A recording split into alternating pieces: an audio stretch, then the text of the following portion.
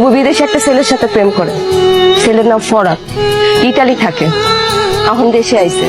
বুবু আপনারে কি ভালোবাসে, আপনার থেকে আরো অনেক ভালোবাসে ওই ছেলেরে।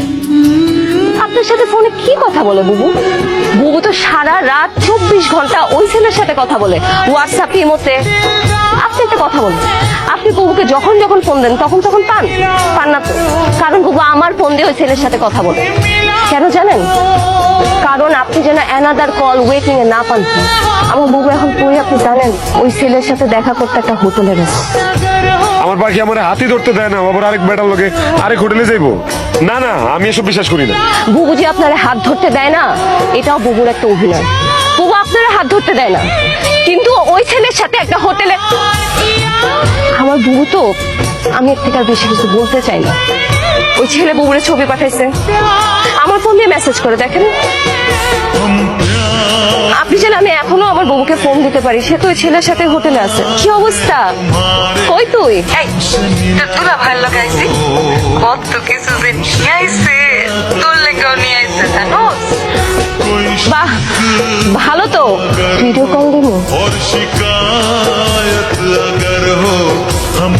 এই দেখ কত কিছু নিয়ে আইছে, দেখ দেখ দেখ। তুই যে মিজান ভাইয়ের সাথে এগুলো করছিস, তো একদম কাজটা ঠিক করিস নাই। মিজান ভাই খুব কষ্ট পাবে যদি এগুলো জানে। মিজান ভাই একটা ভদ্র মানুষ, সহজ সরল মানুষ, তার মনটা এত ভালো। তুই কেন মিজান ভাইকে ঠকাইলি? কোনটা ঠিক আর কোনটা বেঠিক ওইটা আমি খুব ভালো করে বুঝি। আকি তোর আমার এগুলো বুঝানো লাগবো না, আমার নিজের ভালো আমি নিজে বুঝি। মিজান ভাই, আপনার কি অবস্থা? আপনি কি সারাত বাড়িতে যান নাই? সারাত খাওয়া দাওয়া করেন নাই, বাড়িতে যান নাই, এখানে এভাবে পড়ে আছেন, এটা কোনো কথা? খেয়াল এইসব পাগলামি করতেছেন। কি করছেন নিজের চেহারাটা কোন তো? আপনি যারা বিশ্বাস করেন, অন্ধের মতো বিশ্বাস করেন। এটাই আপনার সব থেকে বড় দোষ মিজান ভাই। আমি আপনার হাতটা ধরতে চাই, সারাটা জীবন আপনার পাশে থাকতে চাই। আগে তুই কি পাগল হয়ে গেছোস? কি যাতা কথা কইতেছোস? তোরে আমি বইনের নজরে দেখি। মিজান ভাই, তুই যা কইতেছোস সেটা আমার পক্ষে সম্ভব না। আমি আপনার বিয়ে করতে চাই। তুমি এইখানে বসে আছো? হ্যাঁ, তাই আমি যে তোমারে পাগলের মতো খুঁজতাছি সেই দিকে তোমার কোনো খেয়াল আছে? গতকাল রাত থেকে আমি তোমারে কতবার ফোন দিছি, তুমি দেখো তো, একটাবারও তুমি আমার ফোন ধরো নাই। তুমি কি মনে করছো তুমি এরকম লুকায় থাকবা আর আমি তোমারে খুঁজে বাইর করতে পারবো না?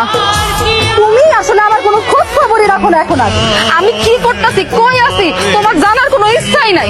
গতকালকে আমি সারাদিন কই ছিলাম, কি করতেছিলাম, কোনো খোঁজ খবর নিছো তুমি আমার? একটাবার খোঁজ নিছো? তোমার লগে যে আমার দেখা করার কথা ছিল, আমি কেন আসতে পারি নাই, কই ছিলাম, সেটা জানার একটাবার চেষ্টা করছো তুমি? আমার তো সর্বনাশ হয়ে গেছে রে, আমার তো সবকিছু শেষ হয়ে গেছে, সব ধ্বংস হয়ে গেছে, আমার আগে সব শেষ হয়ে গেছে, সব ধ্বংস হয়ে গেছে। কি হয়েছে গো? ফরহাদ আছে না, ফরহাদ, ও তুমি ভাই তো আকি, ওর দুটা বাচ্চাও আছে, ওর বউ আর ওর মধ্যে মিলমিশ হয়ে গেছে। এখন দুইজনে আমার বউ দিয়া খালি গালাজ করছে।